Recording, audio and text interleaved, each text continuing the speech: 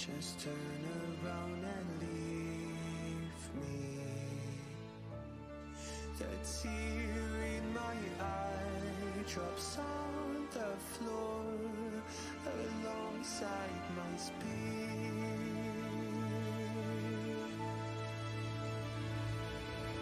My knees are drenching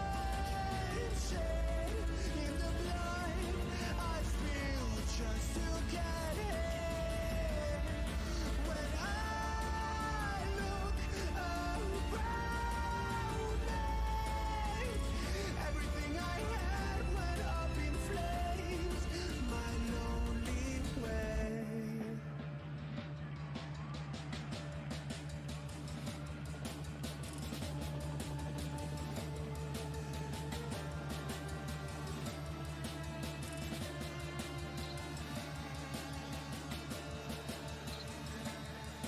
When I look around me, everything I had went up in flames. My lonely way.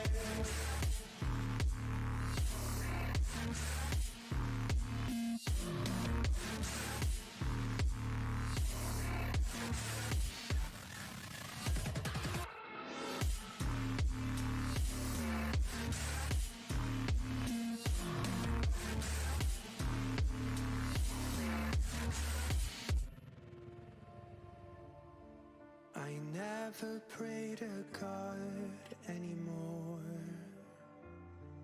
I'd rather no one hurt me. Redemption, I have waited for you to come and drown all my sin.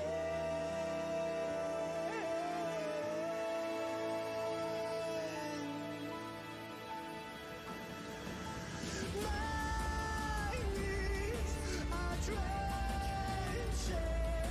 in the blood I spill just to get in.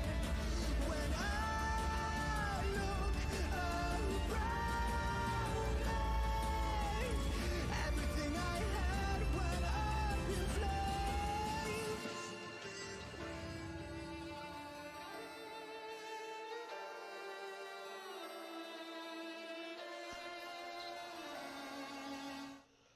Okay, good evening, everybody. How are we all? All right, so we are reading Old Republic Fatal Alliance. We're on chapter 45. I am hoping to finish the book tonight. I'm not sure I'll be able to. It just depends on my voice, because there are like 5 chapters left, but they're mostly short. So we'll see, though. So, all right, so chapter 45. Laren was beyond surprise. After escaping the rain of artillery from the Paramount and riding the Skyhook all the way to the equator, it was with only a mild sense of concern that she felt the structure beneath her begin to drop. What now?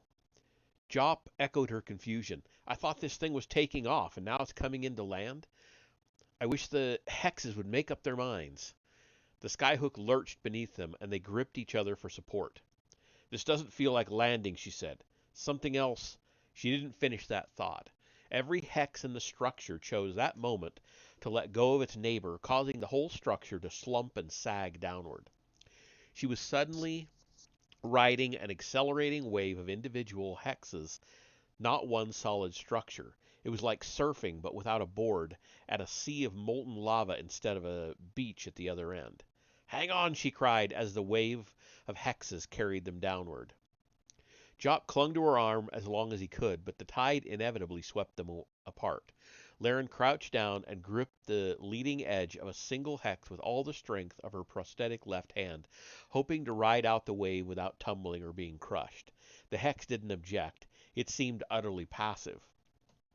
That surprised her, but she didn't complain. It was just another surprise on the heels of so many.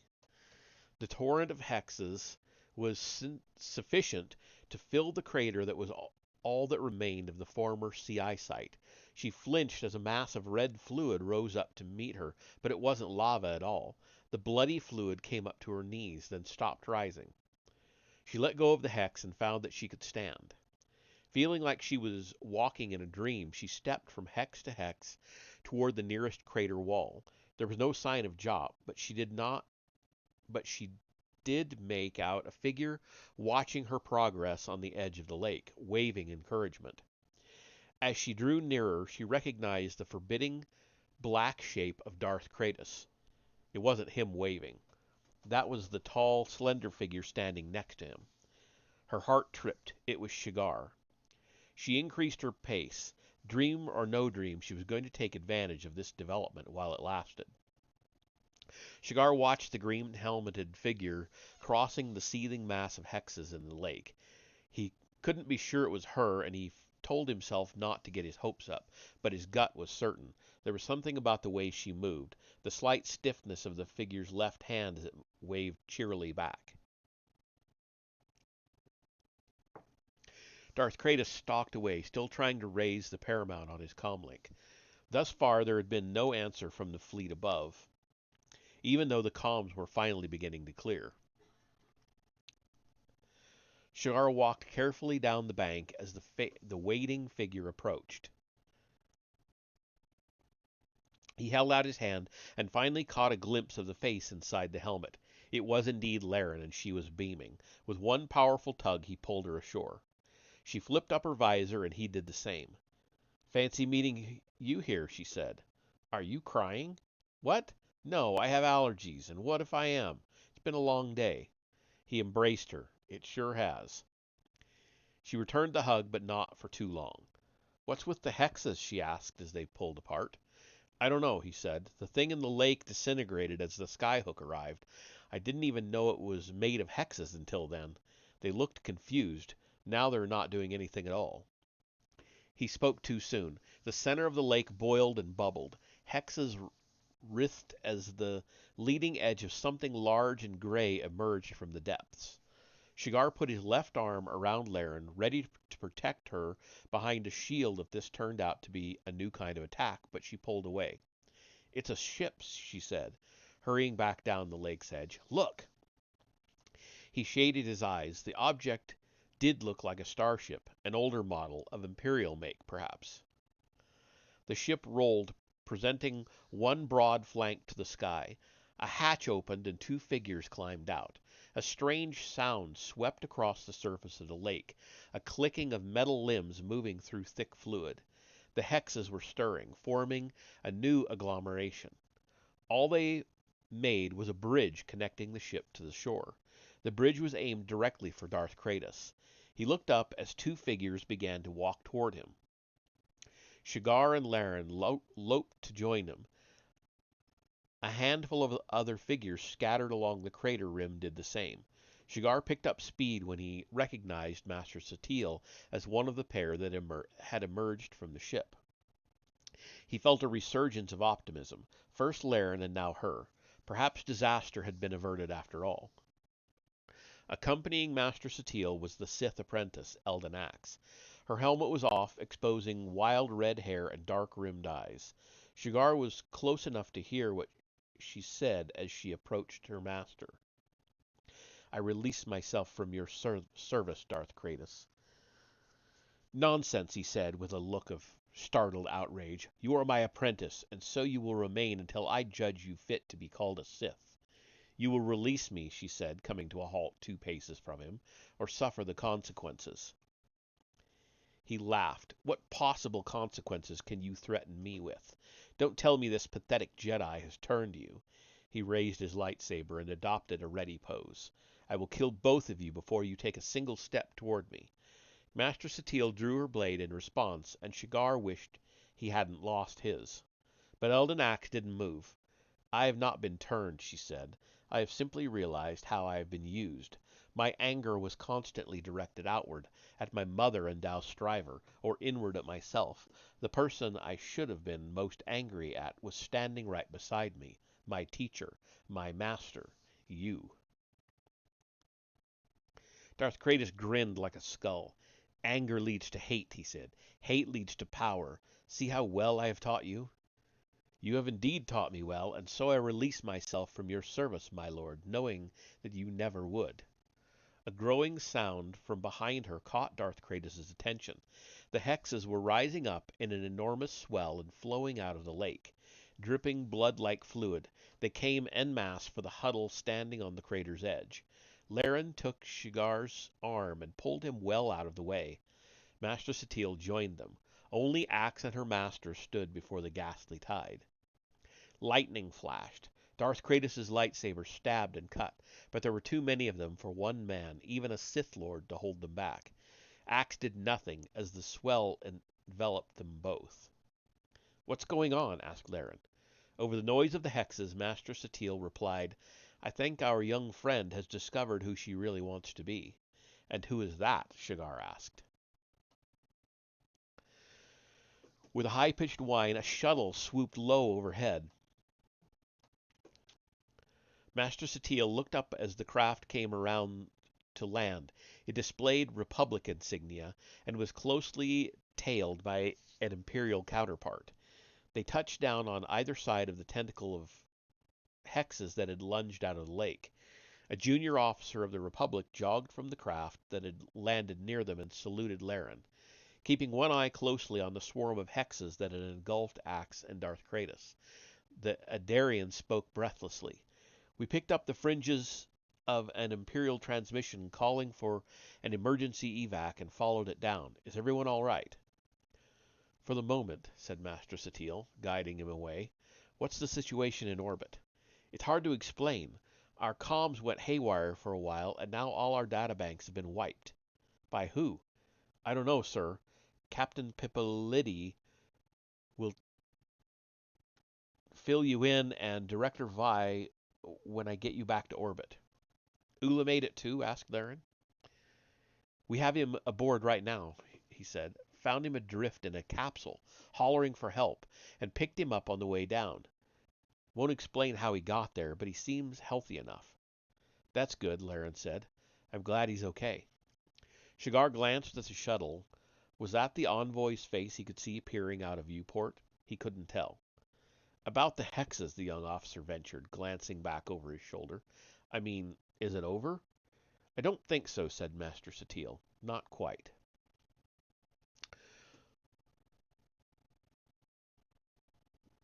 Ula watched from the safety of the shuttle. There was nothing stopping him from leaving his seat. He wasn't under guard or even under suspicion. He could have walked out at any time and thrown himself to the hexes if he'd wanted to. Jet's betrayal of him still stung, though, so he stayed right where he was. It had started to go wrong before the skyhook had collapsed. "Oh, I didn't even realize I was in an ad. I'm sorry. It never showed up on my other device, which seems to have locked up. No wonder. That's strange." Now it's back, so it didn't show me the ad, so I have no idea where anybody left off. Sorry. We'll just keep on going. Um, oh, that's why it died. That's why it wasn't showing me anything. Okay, well, whatever. Ula watched from the safety of the shuttle, blah, blah, blah, blah. Jet's betrayal of him still stung, so he stayed right where he was. It had started to go wrong before the skyhook had collapsed. After the deflection of the Paramount's missiles, Jet had considered throwing the Paramount itself down onto the target in a desperate attempt to thwart the Hex's plans. Ula had argued against it, unable to bear such a waste of human life. 1,000 or so to save trillions, Jet had said. Isn't that a fair exchange? We don't even know if it would work, and if it doesn't, we'll be even worse off than we are now.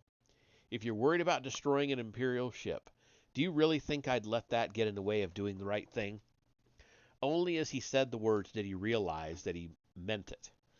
The issue had become entirely moot when the skyhook had gone down. "Looks like someone's found a way to do what we can't," said Jet, "in which case we're no longer needed. Out of the seat, Dictator Vi. I'm sorry, Director Vi. It's time for us to go our separate ways. The announcement had taken Ula completely by surprise. What are you talking about? I'm staying with you. No, you're not. Jed had produced a blaster and covered him while Clunker dragged him from the cockpit. The droid's strength was too great to resist. We've got business elsewhere. Wait, Ula had clung to the lip of the airlock. Take me with you, please. Jed had shaken his head, but not without compassion. You have to find your own place, mate, and I don't think it's going to be with me. Say cheerio to that lovely lady and stop faking it if you ever hope to have a chance with her. The airlock had hissed shut. Explosive bolts had fired, and Ula had been flung out into the void. Had the passing shuttle not found him, he might have fallen to the planet below or even into the black hole, but Ula didn't suppose that Jet would have left something like that to chance. Now he was within waving distance of Laren, and he didn't know what to do. The mass of hexes that had overwhelmed Darth Kratos retreated into the lake, leaving just the young Sith behind. She turned to face the lake, raised her arms above her head, and spoke to them. The hexes responded, forming new agglomerations, turning their collective mind to new tasks. Some descended back into the lake, others swarmed towards several different places on the crater wall and combined their pulses into powerful cutting lasers. Vibrations reached him even through the walls and floor of the shuttle. He saw Laren and the others shift on their feet as though the ground was kicking beneath them too. Master Satil approached the young Sith. They exchanged a few words, then parted. The Grand Master returned to Laren and Shigar and the officer who had run out to meet them. Together they hurried into the shuttle. Recall the rest, she was saying as she mounted the ramp and entered the main passenger hold. If they can't make it here in time, send another shuttle. What's happening? Ula asked. What's going on out there? Master Satil had already left for the cockpit. I don't know, said Laren, smiling at him. The engines whined, but it looks like we're leaving. Shigar acknowledged him with a nod, which Ula gravely returned. The Padawan looked no less battered than Laren and Master Satil. The ground war had obviously been just as grueling as that fought in the air. No less battered, okay. The shuttle's repulsor lifts pressed Ula back into the seat. He took one last glimpse through the window and saw the crater walls collapsing around the bloody lake. Fiery lava from the molten sea outside crashed in, burning and destroying as it came. Clouds of smoke thickened and curled, hiding the young Sith from view. You're going to destroy them, said Master Satil. Axe didn't respond. It wasn't a question, but it demanded an answer, and she was careful to keep it to herself. The hexes were streaming downward to tear the flooded habitat to pieces. When they were done, they would break into the geothermal shafts and keep drilling until raw magma flooded in from below. What the real lava sea didn't burn, the heat of the core would melt and turn to slag. What about Lima Zandret? Master Satil pressed. There's not much of that amniotic fluid left, but it could be saved. Do you think it should be? Axe asked, thinking of her clone's life in the tank, cut off from the Force, so insulated from the universe around her that she didn't even know that what the Empire was. Cinzia could have stopped the hexes at any time, but she hadn't. Lima Zendret's daughter reborn and herself mutated into a horrible echo of motherhood were more responsible for the damage than the hexes themselves. It was all about control, she realized now. Zandret had tried to control the cloned Cinzia and had lost control of the hexes. Darth Kratos had tried to control Axe, but she had turned on him. Anger wasn't enough on its own. She could still hear her mother screaming. It's not up to me to decide whether you should save her or not, Master Satil said, but you did promise Cinzia.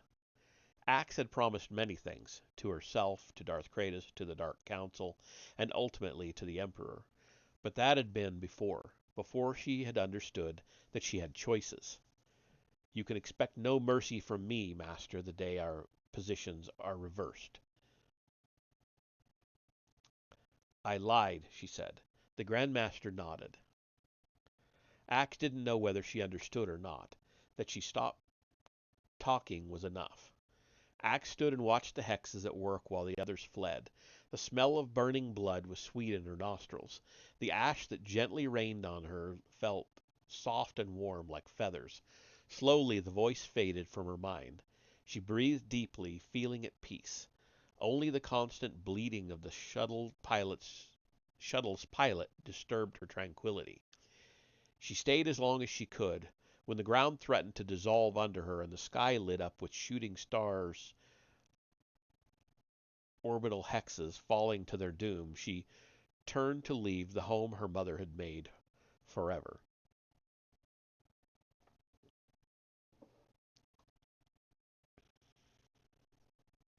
That is the end of that chapter. And now we get into part 6 of the book, in the last few chapters.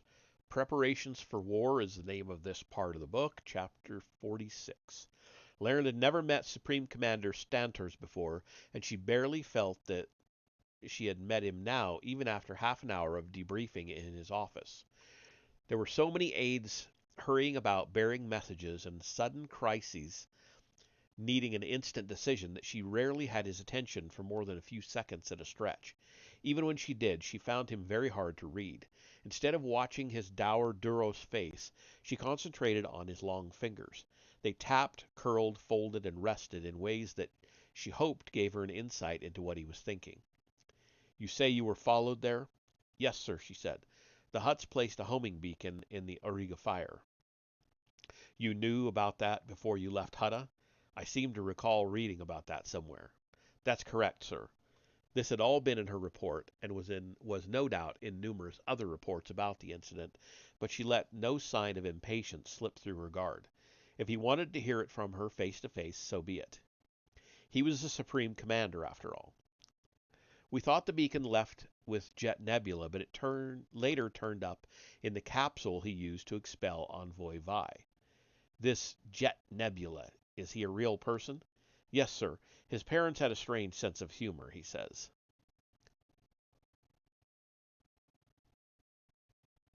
"What? Yes? What yes?" What? An aide had pressed a datapad in front of him. I don't. That's This doesn't make any sense. It's in quotations as though it's a line somebody saying, "What yes?" Question mark.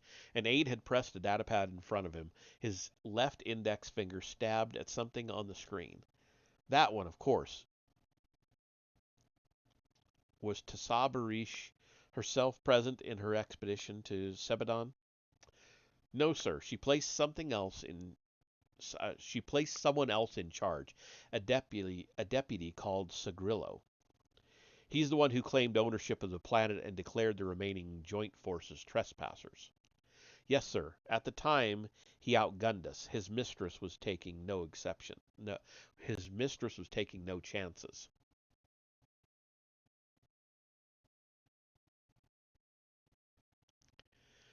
The tips of the Supreme Commander's fingers joined to form a triangle in front of him. "I can imagine his surprise when your reinforcements turned up." Not just our reinforcements, she wanted to say, but the Imperials as well. It had only been a matter of time before someone else arrived. The universe's usual freakish sense of humor had ensured that they all came more or less simultaneously. She remembered those stressful hours very well, even though she hadn't been on the bridge with the senior officers and the negotiators. She had been down in the crew hold exchanging stories with Hetchke and Jop and the others who had survived the ground assault. They had stopped to watch through the viewports as ships flashed in and out of hyperspace around the black hole.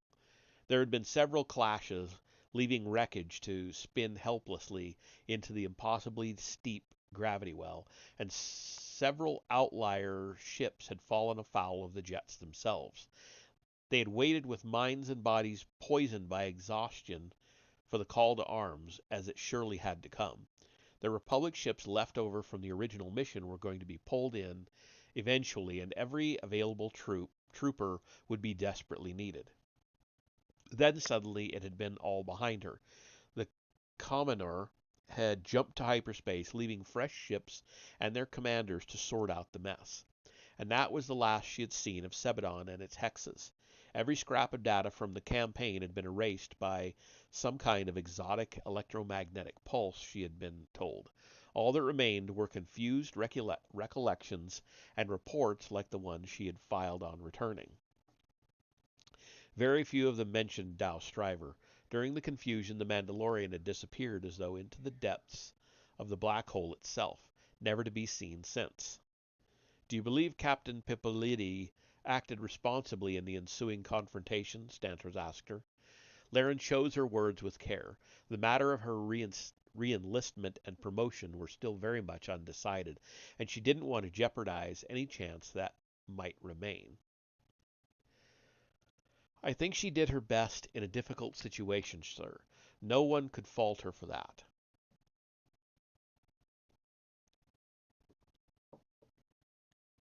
The service asks of us not our best, but the best possible. Is that what Captain Pipolidi offered? It was the same question in different words, and Stantos didn't strike Laren as a being who repeated himself very often. I believe so, sir. Every every installation on the planet was in flames. All our troops had been evacuated. The mission had already cost the Republic more resources than it could afford, and sticking around would have squandered even more. Withdrawal was therefore the most sensible action to take. The Supreme Commander's hands came to rest face down on the desk in front of him. That's good to hear, Moxla, because I'm thinking of promoting Pipolidi to colonel over some pretty stiff opposition, the kind of people who think we owe everything to the Jedi. If you can imagine, and it's good to be backed up by the opinion of someone I can trust. I'm not wrong in thinking that I can trust you, am I, Moxla? He undoubtedly knew her history with the Black Stars, so there was no point prevaricating now. Sir, you can always trust me to speak out if I think a superior officer isn't pulling her weight. That's what I thought, and that's exactly what I need. There's what? Can't he wait? Another aide, this time whispering in the Supreme Commander's ear. All right, his hands rested impotently in his lap. Well, I'll make this brief, Moxla. The SSOs you fought with on Sebadon, a messy bunch, but showed a lot of guts. We're going to form a new Special Forces squad around them, and we want you to be part of it. We can't erase your record, but we can add a commendation or two post factum to spruce it up a little and change some of the wording. You'll retain the rank you were given, breveted, of course, and have the first pick of the troops. What do you say to that? Surprise got the better of her tongue. Yes, sir. You don't sound particularly enthused, Lieutenant Moxla. It didn't take her long to snap out of herself. Anything was better than sitting around in Coruscant's underbelly waiting for the axe to fall. Either outright war with the Empire was going to break out any day, or the Republic's ability to maintain peace on its own worlds would fail. This way, she would be right in the thick of it, where she could maybe do some good. She would be working, and if she was lucky, she might be able to bring some people she trusted absolutely along with her. Cess Jop, for one. She snapped to attention and saluted with appropriate enthusiasm. You couldn't have picked anyone better, she said. Give me a month and your squad will be as polished as your desk. Don't get me started on that, Moxla, he said with a sudden rap of his knuckles on the greenwood surface. Nothing's as clean as it looks. Another aide approached, and the Supreme Commander waved her away. Get to it, Moxla. You have my absolute confidence. Laren saluted again and marched for the door. Aides parted before her, watching with eyes that gave away nothing. How did it go? Asked Ula, meeting her in the antechamber outside and matching her pace for pace along the corridor. Very well, considering, she said. Did you have anything to do with that? Unlikely, he said. I've been shifted to a portfolio in data collection. So he wasn't being modest in this time. I'm sorry, Ula. No, it's okay. I found my last job a little too stimulating. He smiled, and she found herself smiling along. Ula, still acting as envoy then, had looked out for her on returning to Coruscant, greasing the path to the Supreme Commander's attention. By making sure officers senior to her didn't dismiss her out of hand or take credit for her actions. Captain Pipoletti might have played a role in that as well. That the captain was being promoted suggested she had Stanter's ear on many things to do with Sebadon, and Laren had certainly helped the whole affair from becoming a complete rout. "What are you doing now?" Ula asked her. She didn't answer immediately, remembering how Ula had cleaned up her wounded hand on the Auriga fire, and how pleased he'd been to see her when the shuttle had collected them from the burning world. She flexed her new fingers, a proper prosthetic at last, surgically grafted to her, indistinguishable from a real hand, and wondered who would look after him in his new role. "I have to meet someone right now," she said, "and then it looks like I'll be on the move for a while, but I'd like to catch up with you when I get back." His smile grew wider. "I can wait. That's assuming you'll still be around, of course. The chances of me going anywhere are very slim now." "Great. We can drink reactor cores and talk about old times. I'm sure we'll have lots more to talk about by then." "What, the birth and death statistics of Sector 4? Just for starters." At the exit to the building, they stopped and looked at each other.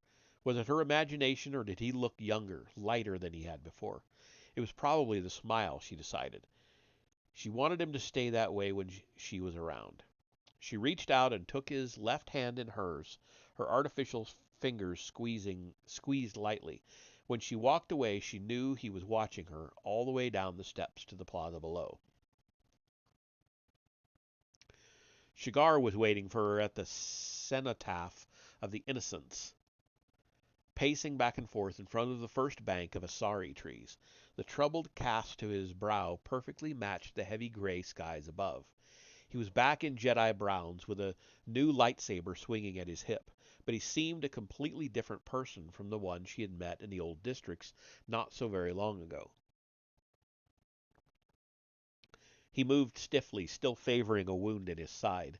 His hair, cut shorter by Darth Kratos on Sebadon, hung limply around his face.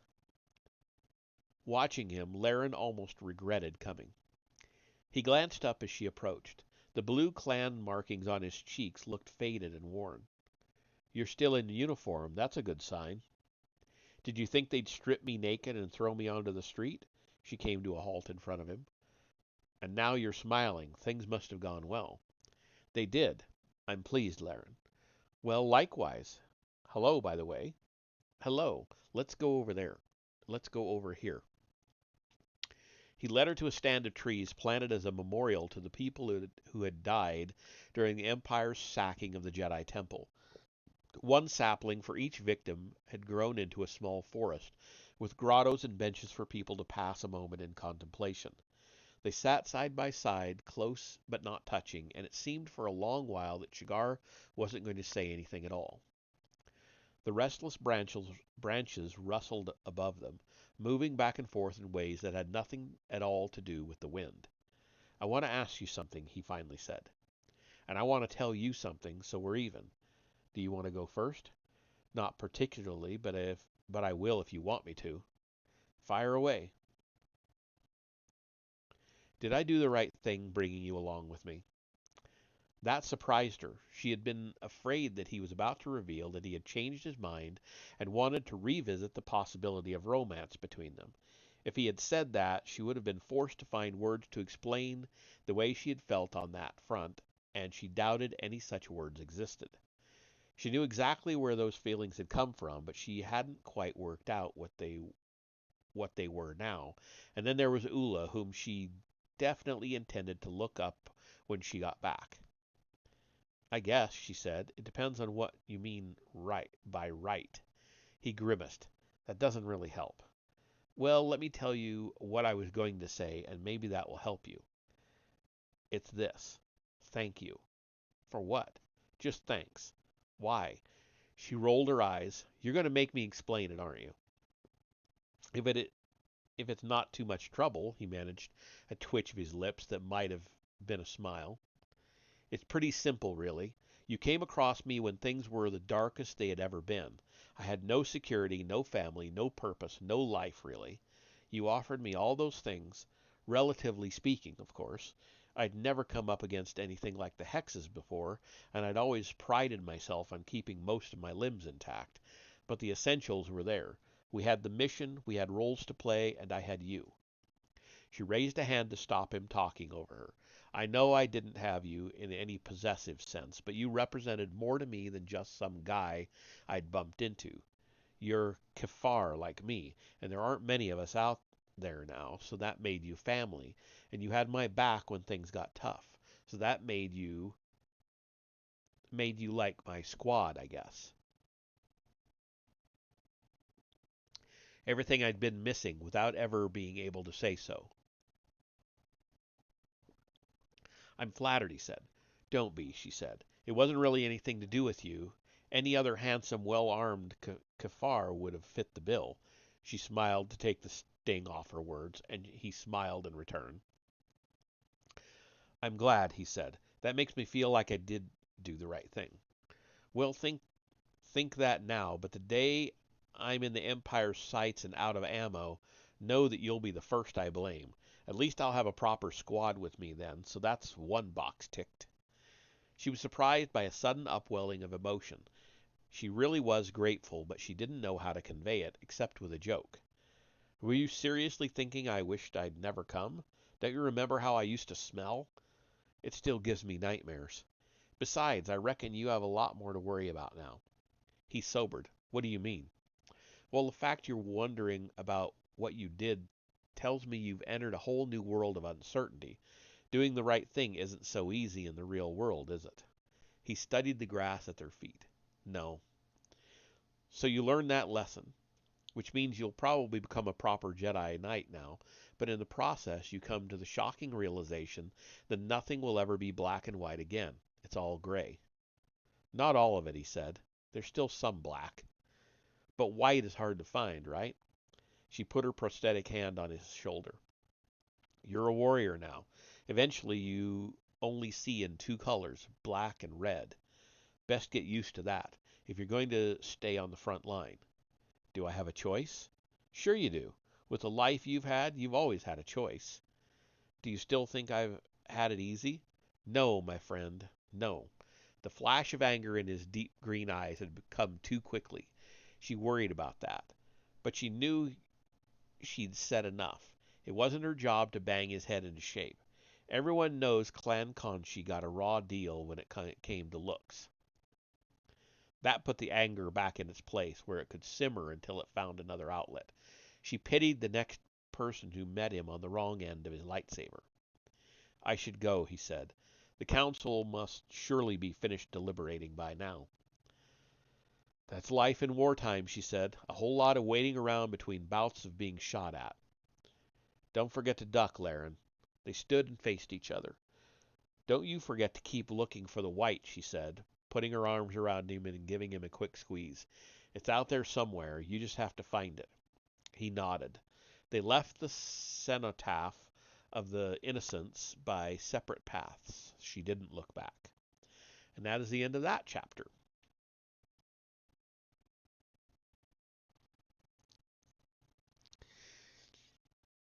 Okay.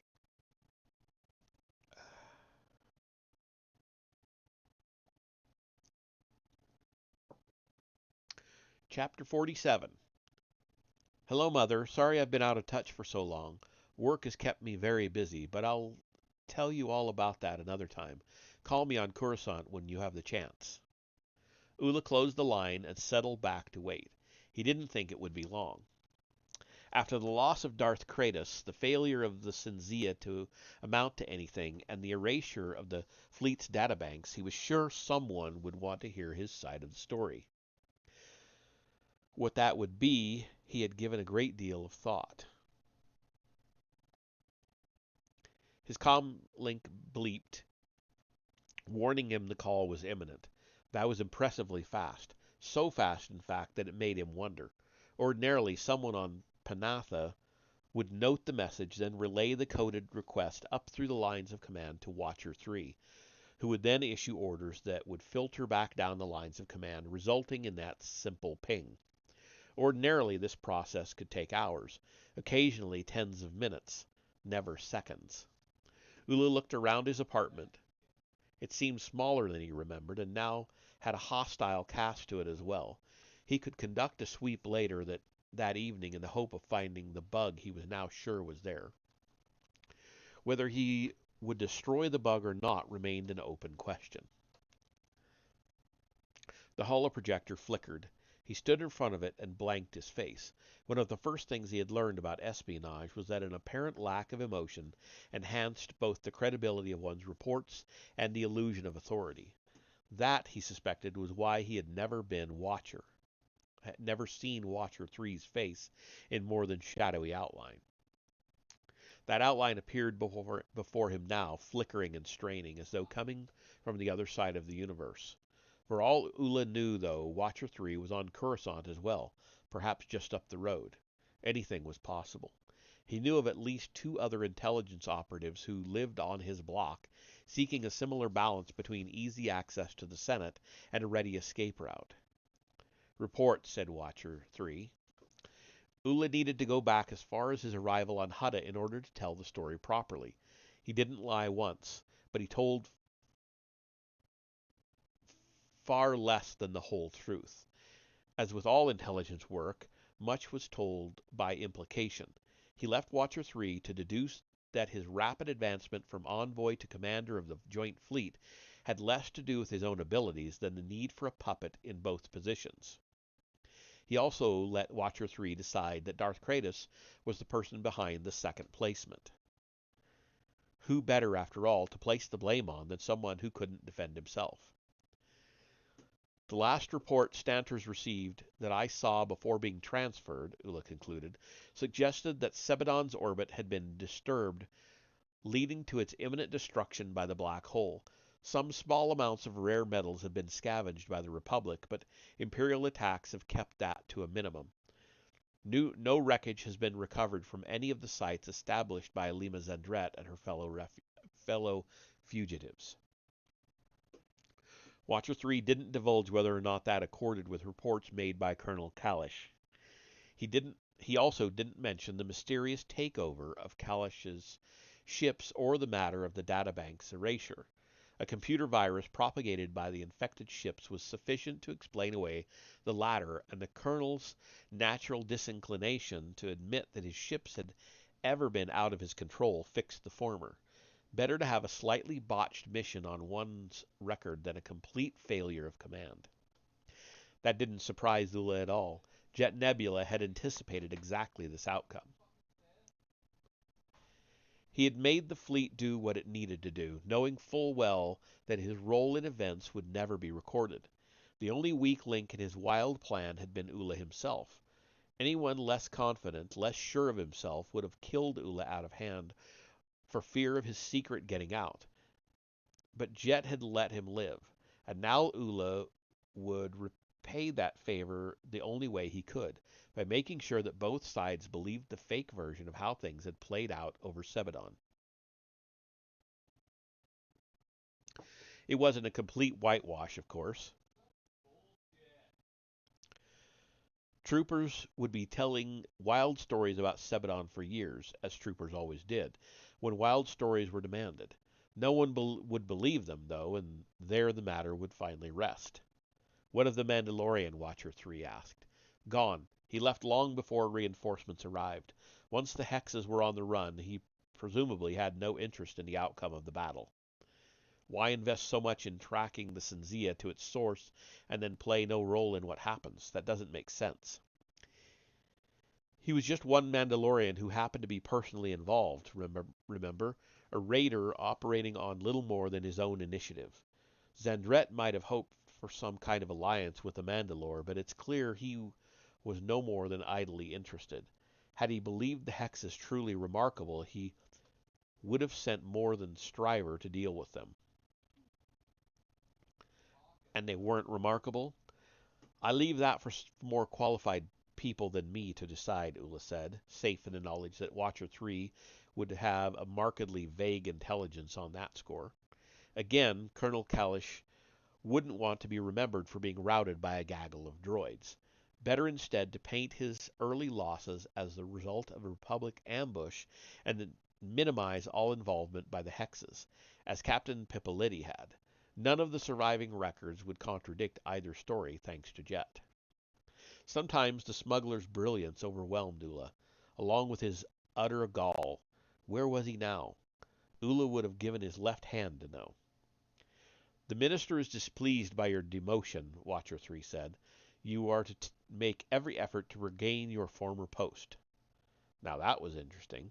Not only was it a completely unreasonable demand that Ula should have betrayed the Republic while at the same time keeping his position under the Supreme Commander, but the urgency with which they expected him to get back into Stantor's good books suggested that there were no other operatives in that department.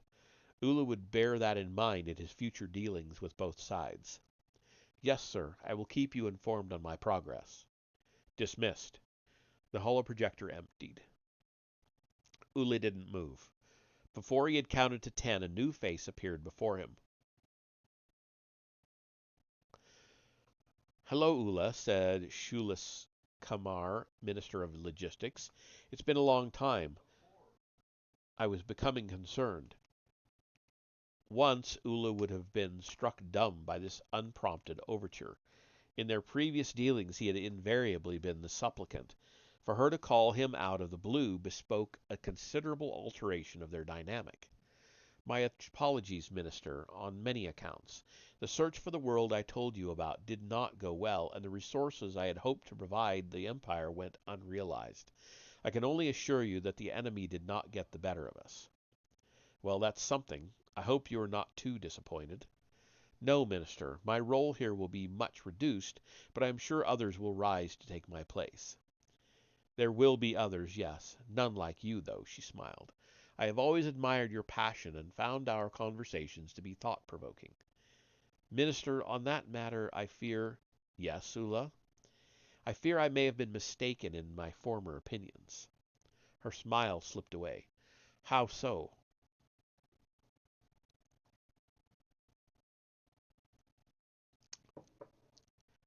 This was the one lie he allowed himself to tell. During the course of my mission, I worked closely with Darth Kratos and his apprentice, and their actions persuaded me to reconsider the prejudices I held regarding them. I see now how foolish I was to dismiss them so readily. They are crucial to the war effort, and integral to the proper functioning of the Empire. The guarded cast to her face eased. I'll confess to being relieved, Ula. It was a dangerous heresy you had embraced. Well meant, naturally, but not one that can be tolerated at any level of governance. I see that now. You were very forgiving, Minister. Nonsense, Ula. We are friends, and friends forgive much. He wondered if part of her was disappointed. There must have been some advantage, even if merely psychological, to having a private informant intent on maintaining her own advancement. If so, she hid it well.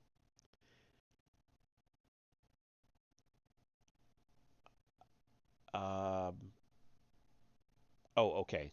He's thinking. I thought it looked like a dialogue. I am tired of seducing you to my way of thinking, Shulas Kamar, he said to himself, thinking of Laren and Shigar, who had both rescued him from terrible fates, and the calm stoicism of the Grand Master Satil Shan. The survivors of Sebadon would be changed forever by what had happened to them there, and he was no different. I am persuaded that there is more to governance than just rules, laws, and discipline. A culture must have a heart, too, a strong heart that never falters. Thank you, Minister, he said, and offered her a respectful bow. She concluded their conversation with a hollow platitude and signed off. Ula wondered if he would ever speak to her again. Probably not. Friendships of any kind were difficult to maintain in the intelligence business, all the more so when one had been demoted. In the coming weeks he would consider the benefits of playing both sides against the other, attempting to juggle the interplay between them as Jet had. He didn't have access to any army of unstoppable hexes or a droid that could take over entire fleets, but he was coming to believe that maybe the end did justify the means sometimes. If he could guide the Empire and the Republic away from war, or at least spare their citizens the worst of their excesses, then that could be a good thing and a real thing, not fake like everything he had tried before. He would be on his own side at last, as Laren had been when she had been discharged from Special Forces, on the side of the trillions of ordinary people trapped in a warring galaxy. He stood in his tiny apartment and considered his next move. Search for that bug? Draft a coded message for the Ithorian he had spoken to in strategic information systems? Sleep? Uli didn't know just yet, which in itself was a pleasing thing. The walls might be closing in around him, but his horizons were broader now than ever. Even Coruscant didn't seem as cursed as it once had. Laren was back in the Special Forces. Satisfaction fairly glowed from her face when she talked about the future. We can drink reactor cores and talk about old times. No mention of Shigar or any of the other survivors of Sebadon. That at least gave him something to look forward to.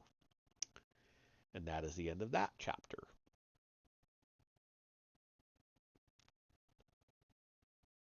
Chapter 48.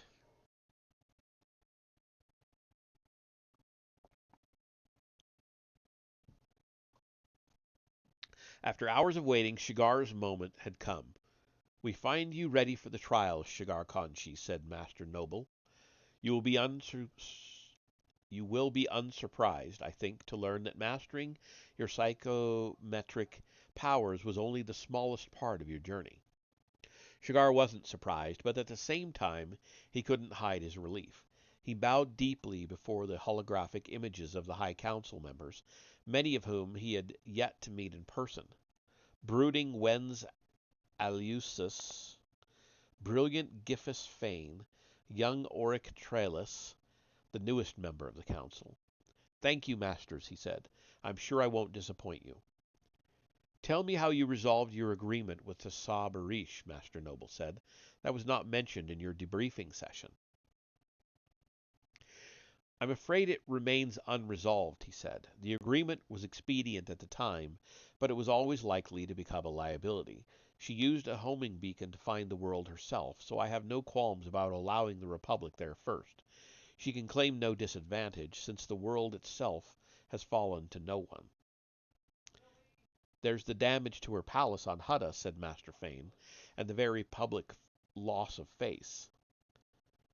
Suda Nemro must be rubbing his hands with glee. And there must be ramifications for dishonoring her, no doubt."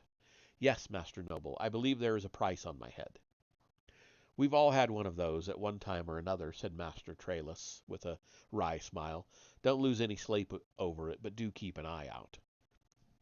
"Thank you, Master, I will." Shigar knew what they were trying to say. Don't expect to play this game without breaking the rules. You've done it once and you'll do it again.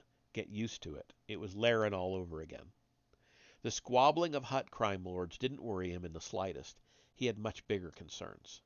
"May I address the council freely?" he asked. "I think you should," said Master Shan.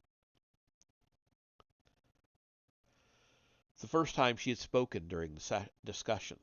He had almost forgotten she was there, standing quietly in the corner of the audience chamber they had requisitioned.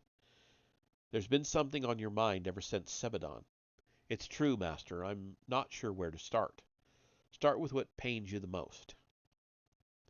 He had never thought of his new understanding as painful, but he saw that it was true. It burned in his chest like fire. "So many people have died," he said, "for nothing. Don't tell me that this is what it's like in wartime, because officially we're not at war. Zandret and her hexes weren't our enemy. Darth Kratos was in fact our ally for a while. Yet they are all dead. I see no sense to it." "Go on," said Master Noble. He tried to explain himself clearly. "This whole affair is endemic to the current crisis. The Sith are on the rise, we are on the wane. The Mandalorians and the Hutt stand between us, creating confusion and jostling for advantage. Our options are limited. If we do nothing, millions of people die. If we fight back, we engage with them at their level. Tell us your solution, Shigar, said Master Trailus. Attack now. The war is coming. We all know it. So why sit on our hands waiting for the Emperor to make his move? Preempt him before he has a chance to consolidate his power any further. Use the element of surprise while we have it. Don't expend lives for nothing.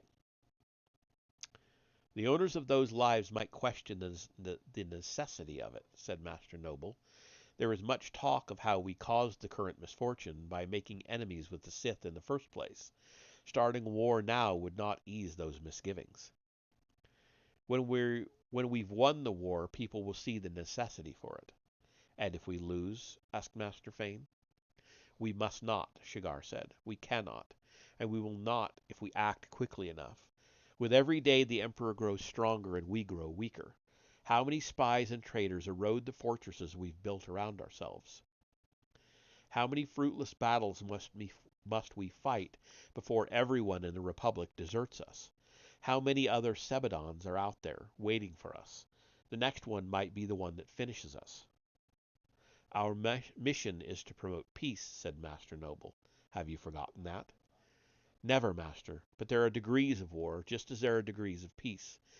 An early strike might spare the galaxy from total war. But at what cost? Remember, Shigar, when you used to argue for justice for the billions of ordinary people caught between the two sides in this conflict? If we act now, their deaths will be laid at our door. Do you want that on your conscience, my young warmonger? No, Master, that is... I don't... I just... He looked down at his hands, so startlingly unburned, after holding so much power on Sebadon. If he could do it, why couldn't the Jedi Council? That was the one lesson Darth Kratos had taught him. I just think it's worth considering. We have considered it, said Master Fane, and we will continue to consider it until the proper solution presents itself. You're not the only one who feels this way, said Master Trailus, leaning forward. We have 1,000 young Jedi just waiting. He might have said more, but a glance from Master Noble stilled his tongue. Your passion is undiminished, young Shigar. You must take care that it never rules your head. Thank you for your opinions. Come to Tython and finish what you started. When you are fully installed as a Jedi Knight, then you may play your part more fully in the times to come. But what is my part? He let those words sit silently on his tongue as, one by one, the images of the Jedi High Counselors flickered and disappeared. We will go together, Grandmaster Shan told him. The trials are difficult. Many try and fail, so I advise you not to be complacent. Her face was unreadable. I'm sorry I've displeased you, Master, he said. You haven't displeased me at all, Shigar. I am simply tired. Like you, I wish a speedy resolution to these times. But not through war.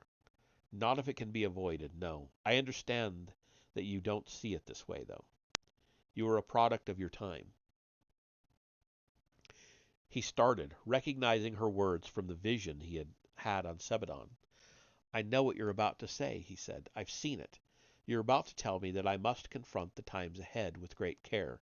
But I've already said that, so now maybe you won't. She smiled. It's disconcerting when what you've seen doesn't quite turn out the way it's supposed to. That was true. The conversation had already headed off in a different direction, thanks to his intervention. Next, she was supposed to warn him that the Sith were the enemy, and that he shouldn't become like them in order to beat them. So the future isn't always laid in stone. No, and I'm glad of that sometimes, Shigar. She put a hand on his shoulder and guided him toward the door. You will learn to be too, I think. She did seem tired. He wished there was something he could do to make her feel better, but how could he, a lowly Padawan, understand or even begin to shoulder the heavy load she was under? Again, a spark of predestination told him that he was brushing closely against something seen in the past. Be kind, Shigar. Had she meant herself all along? Had all his agonizing about Laren been for nothing? Then another thought occurred to him. Some roads are harder than yours have been. Were the words so far left unspoken for him to consider now? She was talking about him. As they left the audience chamber, he decided that it was okay to feel torn. In fact, he should get used to it. There were serious challenges to come, whether the High Counselors succeeded with their diplomatic efforts or not. In a universe that demanded black and white, he would settle for gray. And when he passed his trials, he would talk to Master Trailus in private. If 1,000 Jedi Knights really felt as he did, there would be hope when diplomacy failed. And that's the end of that chapter. So, on to chapter 49.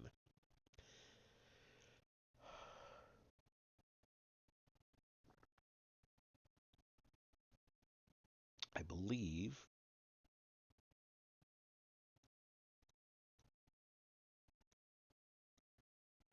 yeah, I think this is the last chapter. It's a bit longer, but we'll go ahead and finish it up. Darth Howl, Dark Lord of the Sith, was less imposing on second meeting than he had been the first time. He wore a black uniform lacking both insignias and trophies, and Axe interpreted that to mean he wasn't out to impress. That he had asked to meet her in private on his personal hunting range on Droman Kos she took as a mixed sign. Pick a rifle, he said, indicating an extensive collection lining the wall of his study. Follow me onto the deck. Axe selected an antique weapon with a stock made of bone. Its charge was full and its sights perfectly aligned. She bet herself Darth Howe kept them all that way and not just for show. She was right. The deck was an extensive viewing platform overlooking dense tropical terrain that had been cleared in patches, allowing an unobstructed line of sight to the undergrowth.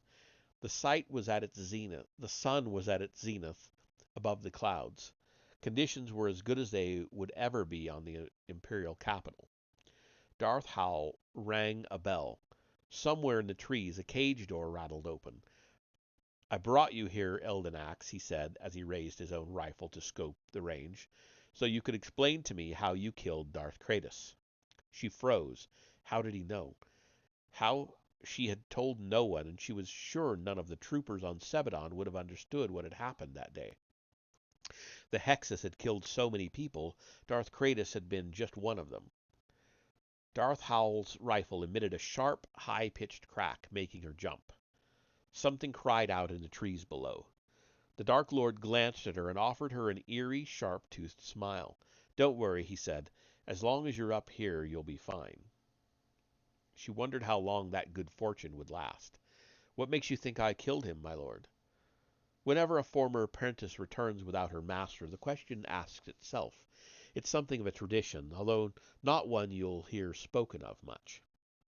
First you survive the academy, then you have to survive your master. That's how I earned my reputation, and I presume that's how you plan to do it, too. The question is, how? The rifle cracked again. "If you don't fire soon, young Axe, I'll be forced to assume you've lost your nerve." Axe did as she was told, raising the rifle and holding it steady against the ball of her shoulder. She couldn't remember the last time she'd fired a blaster of any kind, certainly not since building her own lightsaber.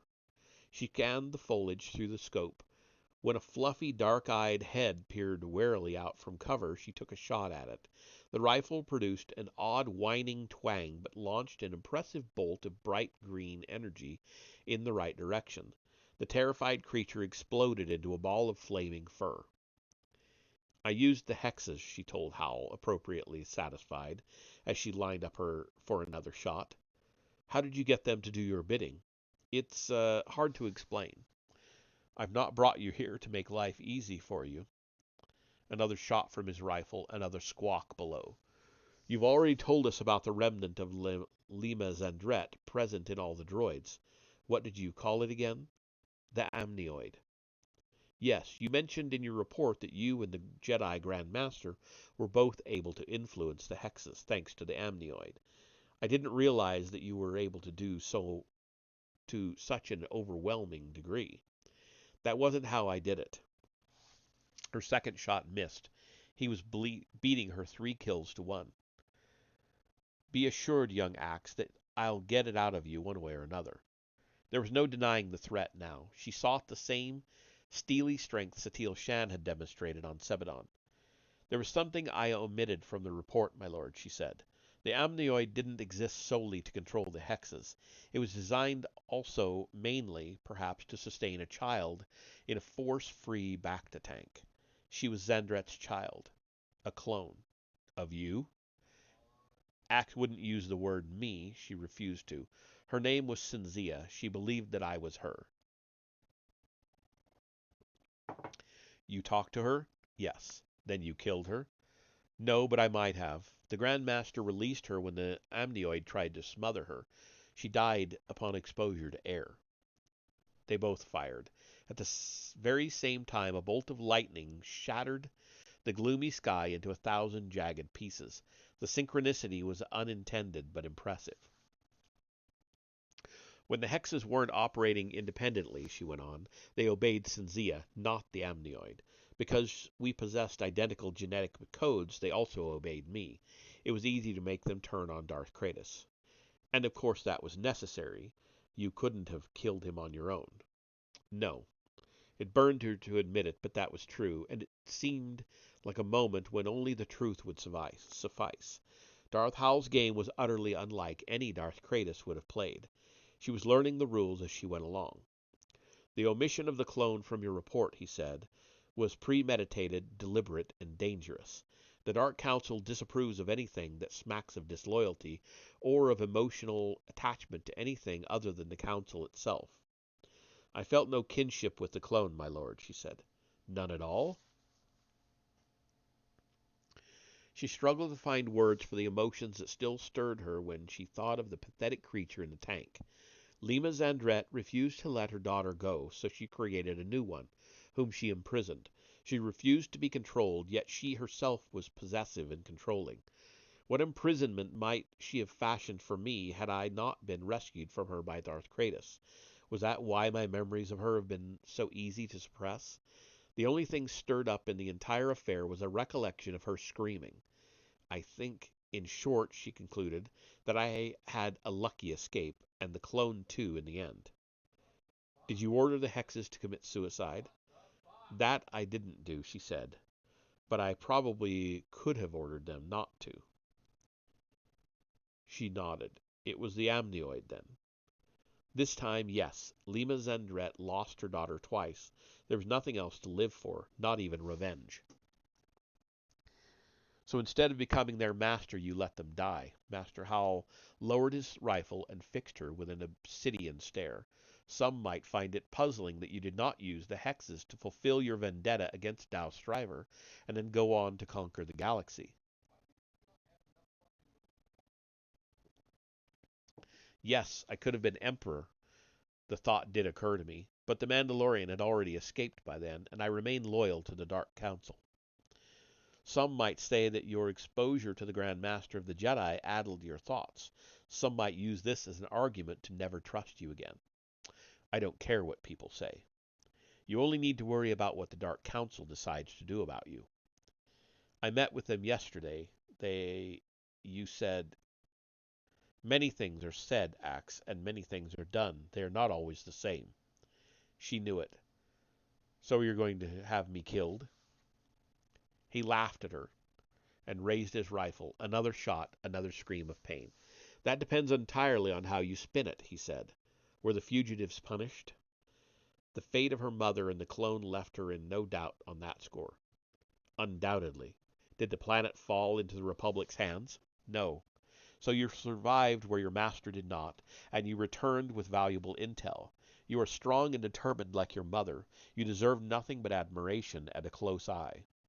If anyone does learn the secrets about the hexes, the explanation is simple. Your loyalty to the Emperor is such that you would never attempt to unseat him. Note that I said Emperor, not the Dark Council. It's a Sith's job to try to unseat us. That's why we have to keep a close eye on you.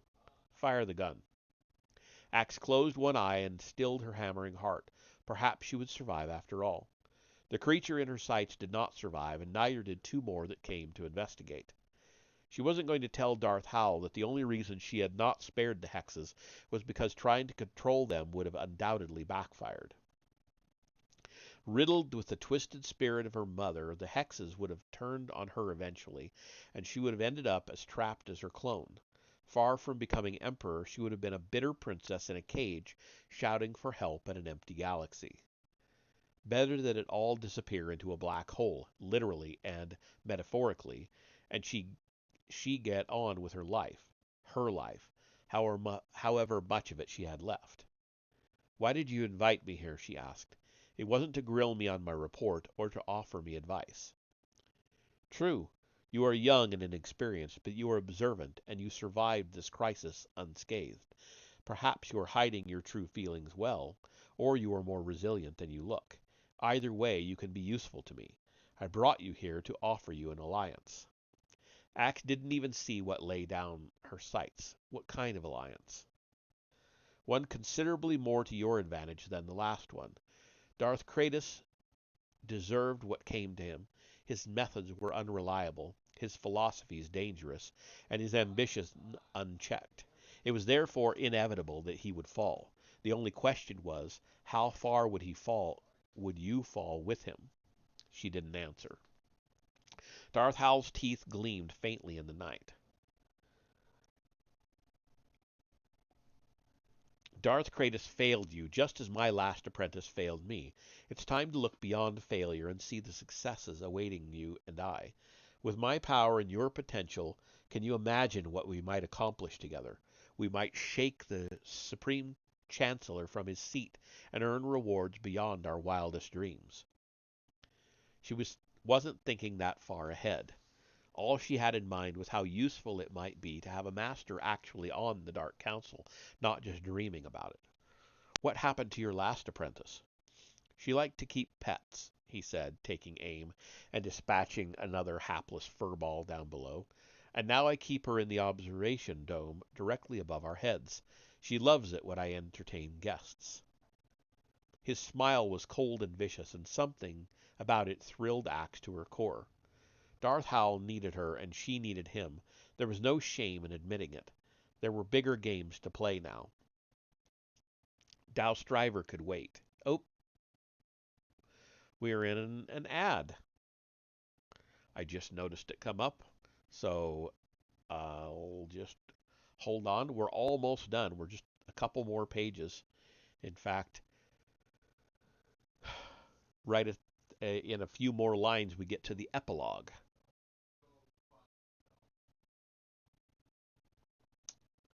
Tatooine. Ooh, interesting. All right. Well, we'll get there here in a minute.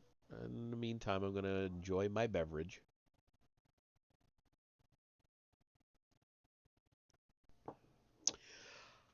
I wasn't sure about this book to start off with, but it's really grown on me. I've enjoyed it. Been pretty good. First part, it got a little bit of a slow start. I mean to say. Um, but anyway, okay. It says we're back, so we'll continue on. Um, His smile was cold and vicious, and something about it thrilled Axe to her core. Darth Howell needed her, and she needed him. There was no shame in admitting it. There were bigger games to play now. Joust Driver could wait. When she needed to feel anger in its purest form, he would be there, ready to inspire her. It didn't matter where he was or what he was doing. The longer her vow remained unfulfilled, the greater her anger would become. The end justifies the means, as he himself had said. I would be honored, my lord. Good, and I will accept you as my student, but you will put the messy business of your mother behind us, and we'll both look forward to slaughtering the Jedi scum in their beds, and most important, he winked like the chopping of a guillotine, most important of all, my young apprentice, we will both watch our backs. And now we're on to the epilogue, Tatooine. There was no shortage of cantinas on Tatooine, nor of cantina brawls. Akshay Shanka had come in second in yet another combat tournament, and emotions were running high. There had been riots around the arena, and several full-blown shootouts had rivaled those of the contest itself. Stryver wasn't there to fight, however. From the shadowy depths of the Wing and Wanderer, the Mandalorian watched the arrival of the human who called himself Jet Nebula with a keen eye. The smuggler had a sandy air, as most people did on the desiccated planet. His gray hair was as wild and his uniform as space-worn as ever. The droid trailing him had earned a couple of extra dents in his travels since Sebadon, but they looked much as Stryver had expected. They were watchful in a way that older warriors learned to be. Jet Nebula looked around the bar, saw the impressive Gectil sitting alone, and performed a subtle double-take. Then he held up 2 fingers to the bartender, who chattered confirmation, and he and the droid pressed through the dusty crowd. "Fancy meeting you here. You recognize me? Stryver in the flesh. You look better with your helmet on." Stryver showed teeth in a way that might have been mistaken for a smile. "In my culture, this expression is considered a challenge." "Come on, I know you can take a joke." He pulled up a chair. "Besides, you're obviously waiting for me. I reckon I'm safe at least until you tell me what you want." "I've come for the droid." Nebula raised an eyebrow. "He's not for sale. I'm not offering money." 2 tiny glasses clunked down between them. Stryver made no move to pay, and neither did he. He obviously had a tab. "Good fortune in battle," Nebula toasted. "May all your egg spawn hatch as soldiers." "You know about that, too?" "I've got a good sense of smell, and I transported some life paintings from Hosh-Izur once. You've a nice planet there if you breathe poisonous gas." Stryver raised the other glass and tipped the fiery liquid down his throat. "I was wrong to take you for granted," she said. "Oh, it's a female. Interesting." "It's not your fault. I go out of my way to give a certain impression." "I am not apologizing. I am offering you a compliment. Few deceive me." "We both have our masks. Do you keep your tail trimmed to fit into that armor, or have you had it permanently removed?" She shook her head, unwilling to be deflected. "I've been looking for you ever since the Sebadon affair."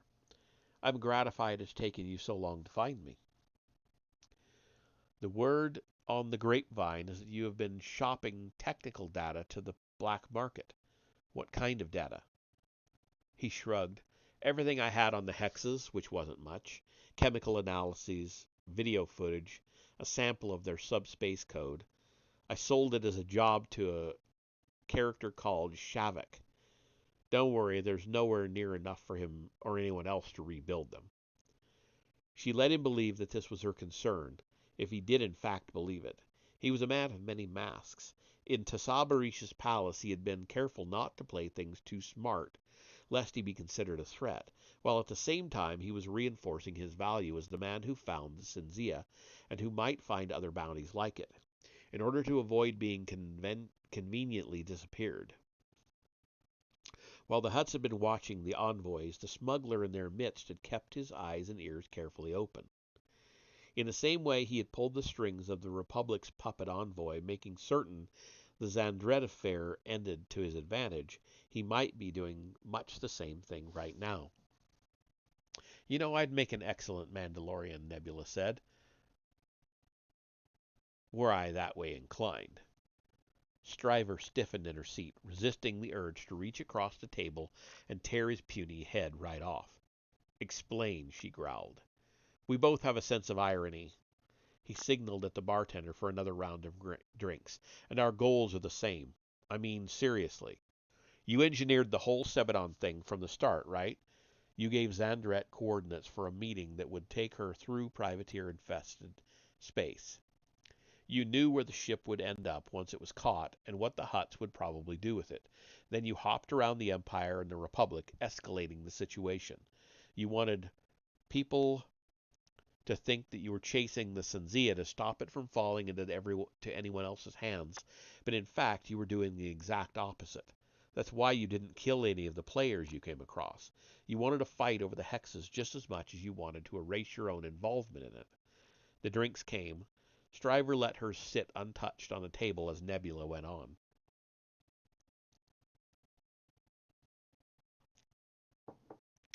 You were testing the Empire's and the Republic's responses to the hexes. You wanted to see who has the edge these days. Has the Republic recovered from the near beating you gave them a decade ago? Has the Empire grown strong enough to be considered a serious contender in your next campaign? I'd say the results are tied, which suits me. What do you think? Who's Mandalore going to fight next? When he gets tired of working for anyone else? That's the question I bet every Jedi and Sith would like answered right now. He sculled the contents of his glass without taking his eyes off her. She was careful not to give him an answer. Where does the irony come into it? We have no leader. Do you remember that? I'm sure you do, and I'm sure it struck a chord. Your kind is of a fairly individualistic bent, as is mine. We sympathize with Lima Zandret's desire to follow her own path, even if we don't share her methodology. After all, we don't have the army of droids that allowed her political indulgences, an army that was probably more about building and terraforming originally than fighting anyone, until we showed up, and that's where the irony lies. The sorry, the Emperor certainly didn't endorse Zandret's egalitarian aspirations, and I'm positive the Supreme Chancellor would have disapproved too. Empires and republics dislike those with the capacity to overturn their regimes. In that sense, our two squabbling friends are more alike than they prefer to think, and Zandret's political mean might have been even more dangerous than her hexes had it escaped. Stryver nodded, thinking of the stratified hierarchies, bureaucracies, and underclasses she had witnessed in both Empire and Republic, all foaming with discontent. Not all of it brought about by the Cold War that had existed for more than a decade now. It wasn't impossible to imagine either regime being overturned by rebellion from within. Just as dangerous, however, and far more important, was the possibility that the two rival factions might one day unite against a common enemy, as they had against the Hexes. Keeping the two at each other's throats was therefore vital, from a Mandalorian perspective. Are you nodding off, Jet asked, or agreeing with me? Stryver focused her thoughts. I'm thinking that the most dangerous thing in the galaxy is an ambitious serf. As every exploitative regime discovers to its cost, when those who do the work decide they want to keep the profits for themselves. What would happen if droids ever came to the same decision? It would mean the end of civilization as we know it. Luckily, the hexes weren't ambitious per se, just badly programmed. I'm not talking about the hexes. I'm talking about Clunker. Nebula showed enough teeth to suggest that his smile might be a threat, too. Don't you think we'd already be his slaves if that's what he wanted? You tell me what he wants. What motivates a machine that can take over Imperial and Republic ships at will and then just run away? Not power or glory, obviously, or profit, otherwise I'd be a trillionaire. Sometimes he does what I ask him to, and sometimes he doesn't. So it's not about obeying me. To be honest, I've been trying to figure him out for years and may be no closer to the answer than I was when I started. You didn't make him like this? Not a chance.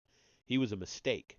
Some kind of factory error, and he'd been scheduled for melting when I found him. His brain had a reset problem, apparently. Every few minutes he'd shut down and lose his memory. A droid with no capacity for storing incriminating evidence appealed to me, so I nicked him and patched him up as best I could. These days he can manage days at a time without flatlining, but it still happens. The only things he remembers are me and the ship. I guess because we were where his life really started. Stryver peered up at the stationary droid. So he won't remember Sebadon and what happened there? No, he's reset 4 times since then. I've come to think it's all connected, like his thoughts get too big for his brain to handle, so it shuts itself down periodically to stop him going crazy. After all, what could be worse than a droid with ambition, as you put it? You've seen what people do to them when they get ideas. And with good reason when it came to the hexes. Clunker is no hex. He's just a damaged droid struggling to cope in a big, bad universe. Then perhaps the time has come to relieve him of his burden. I advised against trying. I advise against resisting, Jet Karen. Something hardened in his eyes. Stryver stood and reached for her carbonizer. She was never entirely sure what happened next. Clunker moved. That was expected. She had planned for that, but the attack didn't come from his direction. It came from 4 other angles, simultaneously, and she was flung back into her seat by convergent energy pulses. Her suit sparked and smoked. Her limbs shook. For a potentially fatal moment, her vision grayed out into nothing. Then she recovered, and the crowded cantina was exactly as it had been, except that the smuggler and his droid were gone.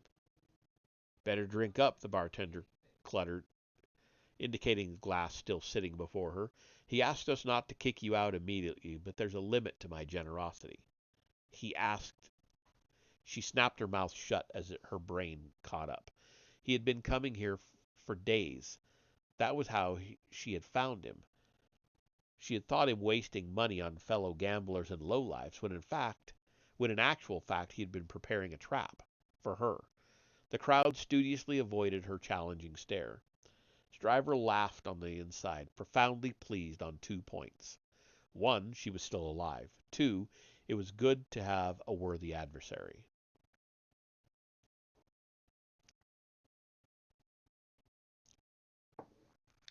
Dow Stryver had come a long way from her pit fighting days when a young Gechthel's life was cheap and expected to last not even a single week. She had accrued considerable glory since then and considered herself the living embodiment of the Mandalorian creed. War was fought by individuals, not by emperors and politicians. Battles were decided by people whose names might never be recorded in history, but the point wasn't history or even who won. Anyone who strove hard enough could become a hero. That was the point. Her enemy understood. It was important to her that he did. She had traced his history backward from captain to first officer of a very different vessel, where the trail had ended. But the captain of that ship, Jet Karen, had had a reputation for being entirely too smart for his own good. He had made enemies among several cartels and ultimately disappeared. It was a simple leap to wonder if one had taken the place of the other. They might never be on the same side again, Stryver thought, but at least from now on they would be playing the same game. She downed the liquor and shouldered her way out of the wing and wanderer into the dry glare of Tatooine. With her helmet back in place, she was just another Mandalorian, one among many on the gladiatorial world. She would search every spaceport in the city as a matter of course, even though she suspected the Auriga fire would slip through her fingers once more. Then she would report to the Mandalore. If required to do so, she would hunt her enemy to the ends of the galaxy, and she would be ready for him when they met again.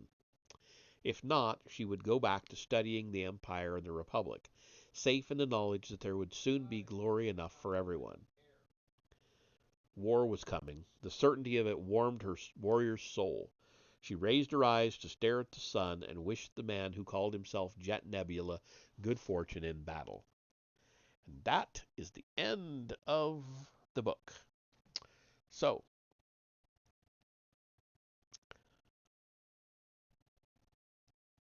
let's see, where are we? I don't think it says.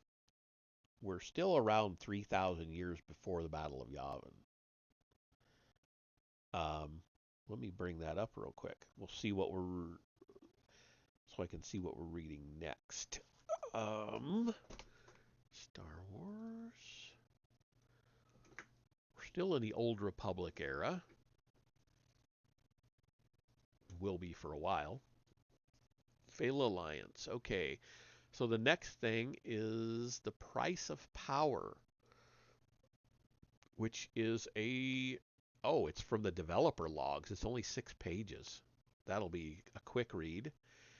Followed by the sixth line, which is another developer log. Followed by a comic. Or, well, is it a comic? Insider 130 Last Battle. It's not a comic. Sorry, it's just opening with comic reader.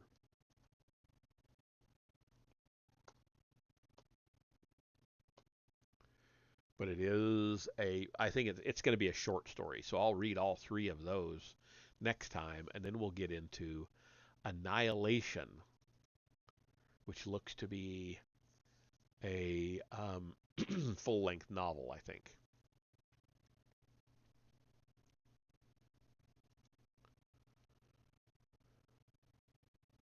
Well, maybe not too long. It's only what the hell? This is what I want to open. It opened something.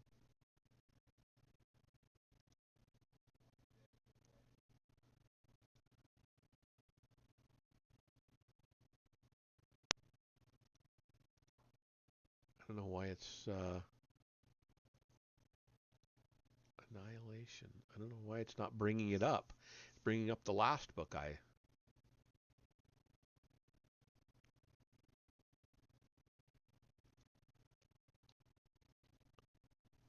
There it is.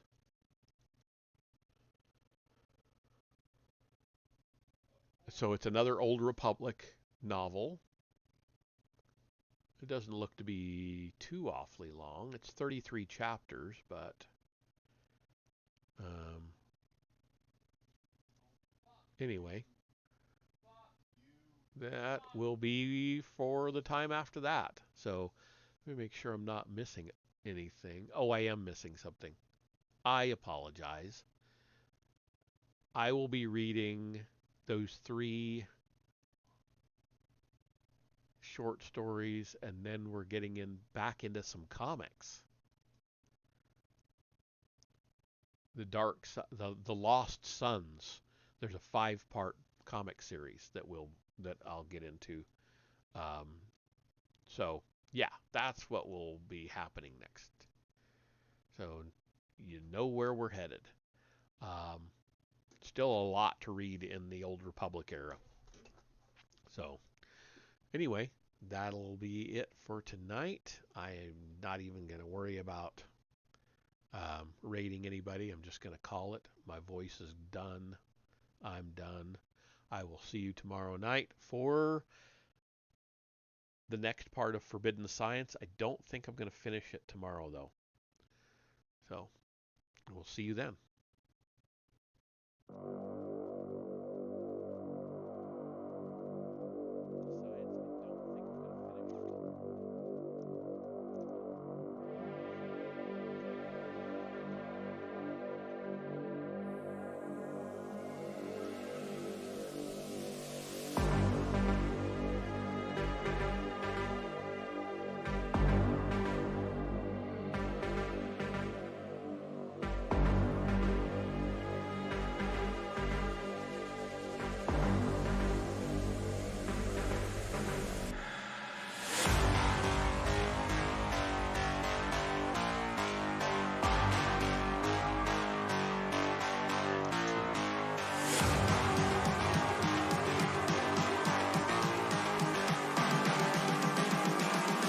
I'm just calling to say I